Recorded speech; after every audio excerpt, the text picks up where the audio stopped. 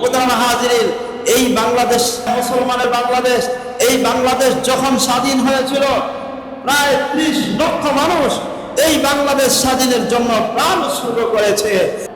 এই 30 লক্ষ মানুষ যারা বাংলাদেশ স্বাধীন করার জন্য তাদের জানকে উৎসর্গ করেছিল, তারা সবাই ছিল মুসলমান। অতএব এই বাংলাদেশ এটা মুসলমানের বাংলাদেশ, ঠিক কিনা বলেন?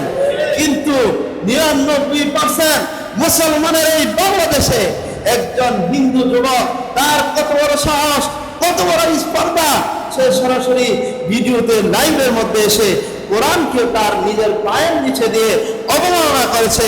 আমরা তার পরিপূর্ণ শাস্তি দাবি করতেছে, ঠিক কিনা বলেন?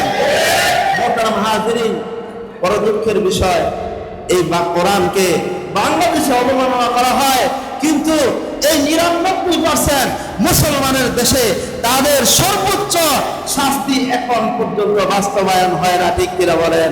মোহতারাম হাজিরিন, এই কারণে আমাদেরকে সোচ্চার হতে হবে। এই কোরআন এমন এক মহান কোরআন, এই কোরআন এমন এক মহান কিতাব, যেই কিতাবের দায়িত্ব মহান আল্লাহ নিজে নিয়েছেন। মহান আল্লাহ এই কোরআন নাযিল করে কোরআনের মধ্যে স্পষ্টভাবে বলে দিয়েছেন, ইন্না নাহনু নাযালনা যিকরা ওয়া ইন্না লাহু লাহাফিজুন। এই কোরআনকে আমি আল্লাহ রাব্বুল আলামিন নাযিল করেছি। এই কোরআন সংরক্ষণের দায়িত্ব, এই কোরআন হেফাজতের দায়িত্ব কিয়ামত পর্যন্ত আমি আল্লাহ স্বয়ং নিয়ে নিয়েছি। বলেন সুবহানাল্লাহ। এই কোরআনকে পৃথিবী থেকে নিশ্চিহ্ন করার জন্য, মুছে দেওয়ার জন্য পৃথিবীর শুরু থেকে এই পর্যন্ত ডম্পট, চাঁদাবাজরা, বাটপাররা, কাফেররা কম চেষ্টা করে নাই, কিন্তু এই পর্যন্ত কেউ সফল হতে পারে নাই, ঠিক কিনা বলেন?